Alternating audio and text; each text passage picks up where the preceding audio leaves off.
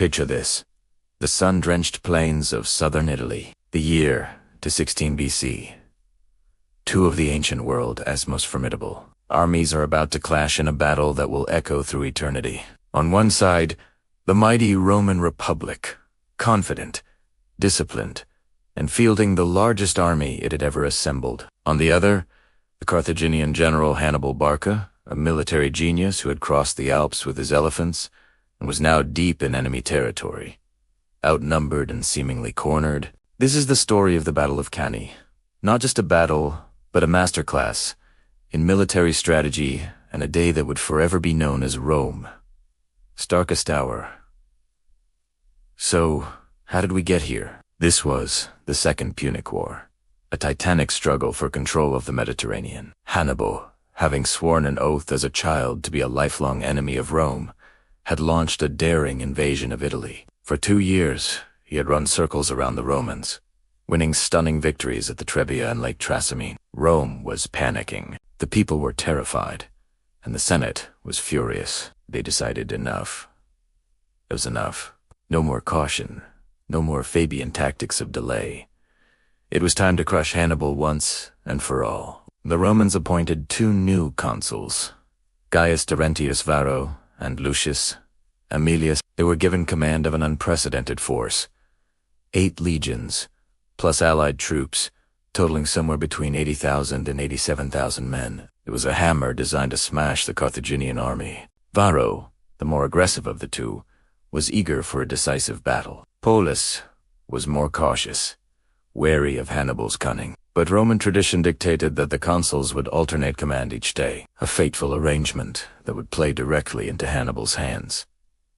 Hannibal, by contrast, had about 50,000 men. He was outnumbered, but his army was a seasoned, diverse force of Libyans, Gauls, and Iberians, all fiercely loyal to him. And he had his secret weapon, his superior cavalry, especially the Numidians, who were the finest light horsemen of the age. Knowing the Romans were coming for him, Hannibal didn't retreat.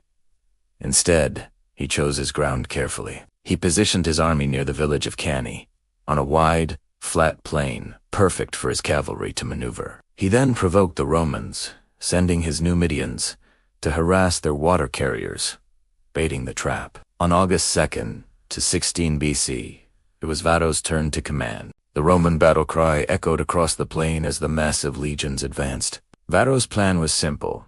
Classic Roman doctrine, brute force. He packed his infantry into a deep, narrow formation, designed to punch straight through the enemy's center and overwhelm them. It looked unstoppable. The Roman heavy infantry, the backbone of their military might, marched shoulder to shoulder, a dense wall of shields and spears. Seeing this, Hannibal did something that must have looked like madness to the Romans. He advanced his center, composed of his weaker Gallic and Spanish infantry, in a crescent shape, bulging out towards the advancing Roman tide. His best troops, the veteran African infantry, were held back on the flanks, almost idem. The Romans charged, hitting the crescent head-on.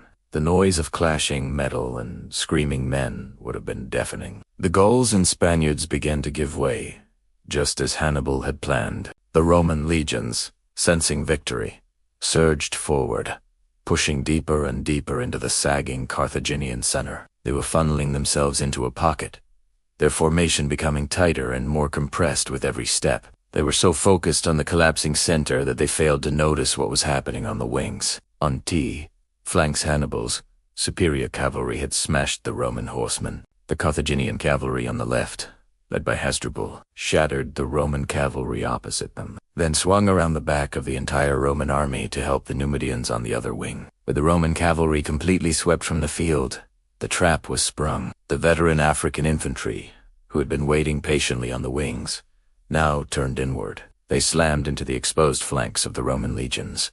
At the same time, Hannibal's cavalry, having finished their work, completed the encirclement by charging into the Roman rear. The massive Roman army was now completely surrounded. The unstoppable hammer had walked into a perfectly designed kill box. What followed was not a battle. It was a slaughter. The Romans, packed so tightly together they could barely lift their arms to swing their swords, were trapped. Panic set The outer ranks were cut down by the Africans and the cavalry, while the inner ranks were crushed by the sheer press of their own men. There was no escape. The historian Livy described the scene as a sea of blood. The fighting went on for hours, under the brutal August sun. The Roman soldiers, once the proud conquerors of Italy, were now just helpless victims. By the end of the day, the Roman army had been annihilated.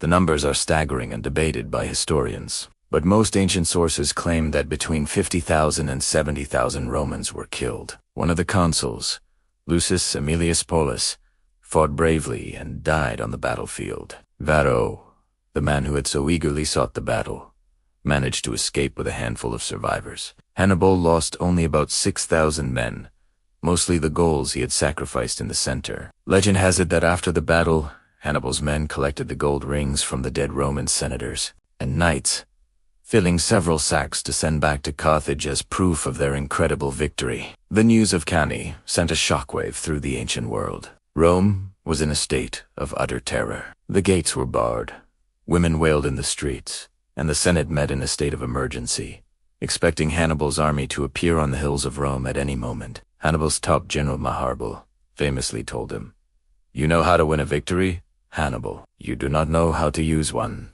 He urged Hannibal to march on Rome immediately, but Hannibal hesitated. Why? Historians have debated this for centuries. Perhaps his army was too exhausted, or he lacked the siege equipment to take the city. Whatever the reason, he didn't march on Rome.